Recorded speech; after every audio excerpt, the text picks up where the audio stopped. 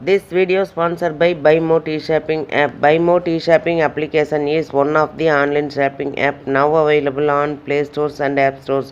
இது எதுக்காக கொடுத்துருக்கோம் அப்படின்னு வந்து பார்த்தீங்கன்னா, இந்த பைமோ டி ஷாப்பிங்கில் போய் நீங்கள் ஷாப்பிங் பண்ணும்போது கண்டிப்பாக பொருள் வந்து தரமானதாக நியாயமானதாக கண்டிப்பாக இருக்கும். இது வந்து நீங்கள் அமேசான் ஃப்ளிப்கார்ட்டில் ஆர்டர் பண்ணுறதை விடவும் இது வந்து விலை குறைவாக கிடைக்கும். கண்டிப்பாக கம்பேர் பண்ணி பாருங்கள், கம்மியாக கிடைக்கும்.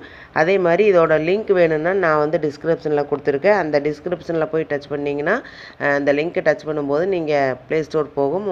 அதை வந்து டவுன்லோட் பண்ணி நீங்கள் வந்து உங்களுடைய ஆர்டரை நீங்கள் வந்து எடுத்துக்கலாம்.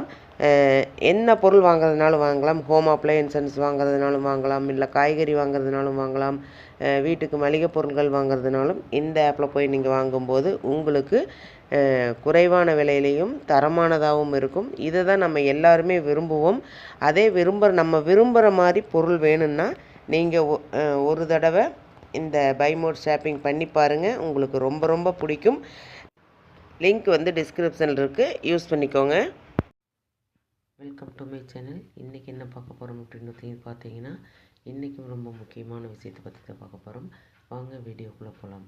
இந்த புதிருக்கு விடை சொன்னால் ரூபாய் 8.5 கோடி பரிசு அறிவித்த தமிழ்நாடு அரசு. அதை பற்றி பார்க்கலாம். அது என்ன அப்படின்னு தெரிஞ்சுக்கலாம். வாங்க வீடியோக்குள்ளே போகலாம்.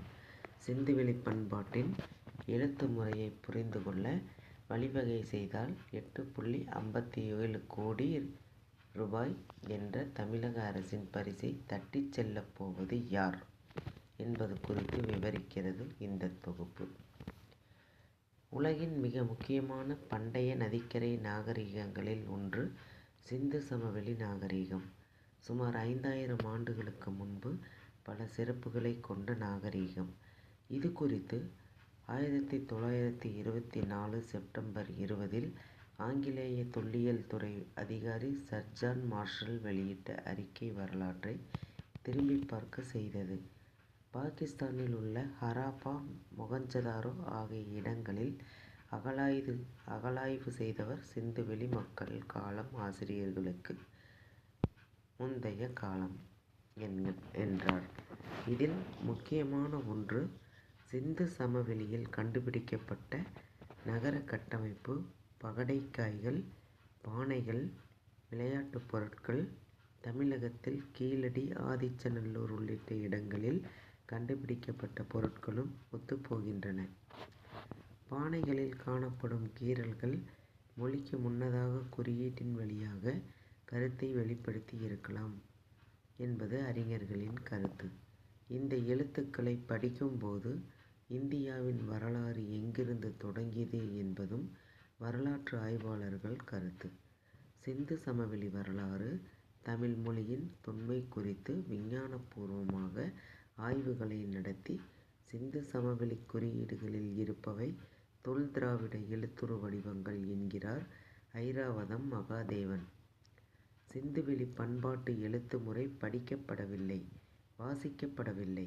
ஆனால் வாசிக்க முயன்றவர்கள் எழுத்துருக்கள் திராவிட மொழி குடும்பத்தை சேர்ந்தது என்ற கருத்தை முன்வைப்பதாக சொல்கிறார்கள் வரலாற்று ஆய்வாளர்கள். இப்போது வழக்கத்திலிருந்து அழிந்து போன ஒரு மொழியை வாசிக்க வேண்டும். இந்த புதிரை உடைக்கவே $1 மில்லியன் பரிசை அறிவித்திருக்கிறது தமிழக அரசு. பல நூற்றாண்டாக தொடரும் இந்த புதிரை உடைத்து பரிசை தட்டிச் செல்லப் போவது யார் என்பதும் $1 மில்லியன் கேள்வியே. இதற்கு பதில் சொல்லி பரிசை தட்டிச் செல்லும் ஆராய்ச்சியாளர் யார் என்பதை பொறுத்திருந்து காணலாம். இந்த தகவல் உங்களுக்கு பயனுள்ளதாக இருக்கும்னு நினைக்கிறேன். இதை பற்றி தெரிஞ்சுக்க மீண்டும் என்னோடய சேனலை சப்ஸ்கிரைப் பண்ணுங்கள், லைக் பண்ணுங்கள், ஷேர் பண்ணுங்கள் அண்ட் பெல் பட்டனை கிளிக் பண்ணி மறக்காமல் ஆளுங்கிற ஆப்ஷனை தட்டுங்க. அப்போ தான் நான் போகிற யூஸ்ஃபுல்லான வீடியோஸ் ஒவ்வொன்றும் உங்களுக்கு நோட்டிஃபிகேஷனாக வந்து சேரும். நன்றி.